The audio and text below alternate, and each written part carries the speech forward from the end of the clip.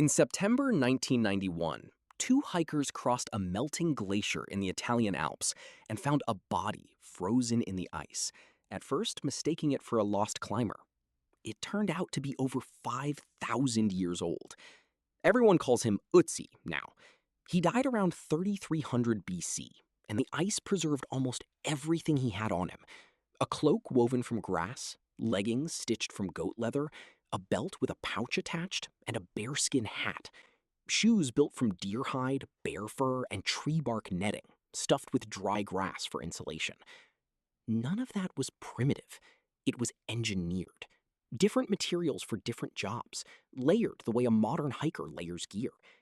Somebody had already solved the cold 5,000 years before anyone wrote down how they did it.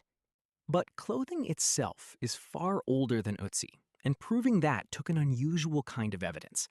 Fabric and leather both rot, and almost nothing from early clothing survives long enough to date directly. So in 2010, a team of biologists turned to something that does survive: lice. Head lice and body lice are nearly the same species, but body lice can only live in clothing, needing fabric to lay their eggs in. Every population of parasite carries its own genetic clock, and researchers at the University of Florida traced when body lice split off from head lice as a separate lineage. Their answer, published in the journal Molecular Biology and Evolution, was around 170,000 years ago.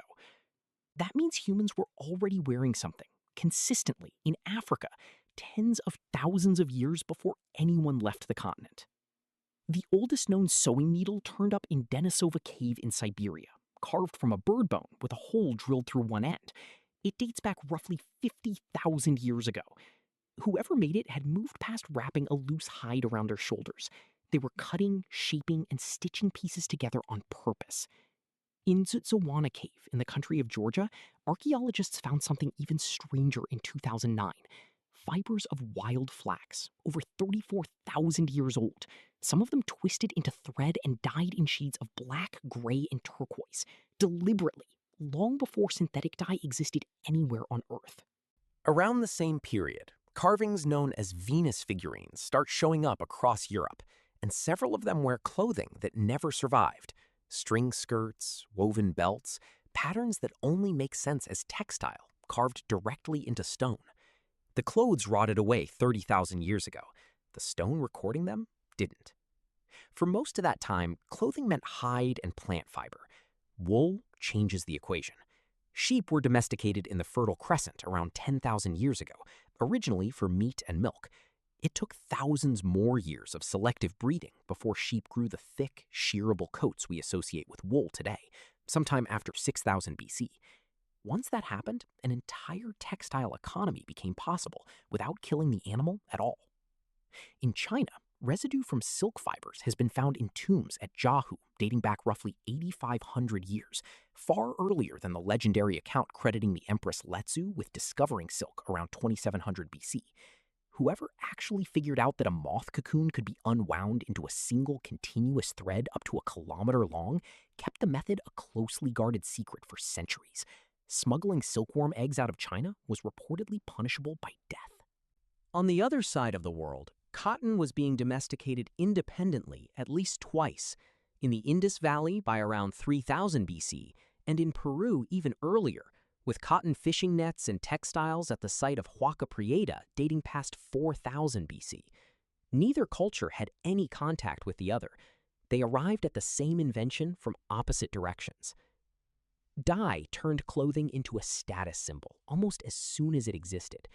Tyrian purple, produced by the Phoenicians around 1500 BC, required crushing thousands of sea snails to extract enough pigment for a single garment. It became so expensive that Roman law eventually restricted who was allowed to wear it, turning a color into a legal boundary. For nearly all of human history, thread was made one twist at a time, by hand, with a spindle. The spinning wheel changed that. It appears to have originated in India sometime before 500 AD and reached Europe by the 1200s, letting a single worker produce thread many times faster than spinning by hand ever allowed. Then, in a span of about 30 years in 18th century Britain, the entire process got mechanized. James Hargreaves patented the spinning jenny in 1764. Richard Arkwright's water frame followed in 1769. Edmund Cartwright's power loom came in 1785. Cloth that used to take a household weeks to produce could now be made in a factory in a fraction of that time. In 1793, Eli Whitney's cotton gin sped up the separation of cotton fiber from its seeds 50-fold. It made cotton enormously profitable across the American South, and that profitability became one of the forces driving the expansion of slavery in the decades that followed. A machine built to save labor ended up fueling one of the most brutal labor systems in American history. The next real shift didn't arrive until 1935, when a chemist at DuPont named Wallace Carruthers created the first fully synthetic fiber. They called it nylon. It came from a lab, not a plant or an animal. Within 4 years, nylon stockings were selling in the millions, and clothing stopped being limited to whatever fiber a farm or a flock could produce. Every layer Ötzi wore under that glacier, the leather, the grass, the fur, represents thousands of years of trial and error that came before him. The shirt on your back right now connects backward through lice genetics, a cave in Siberia, a Roman law about the color purple, and a chemist's lab in Delaware. Getting dressed in the morning is one of the oldest technologies humans still use every single day.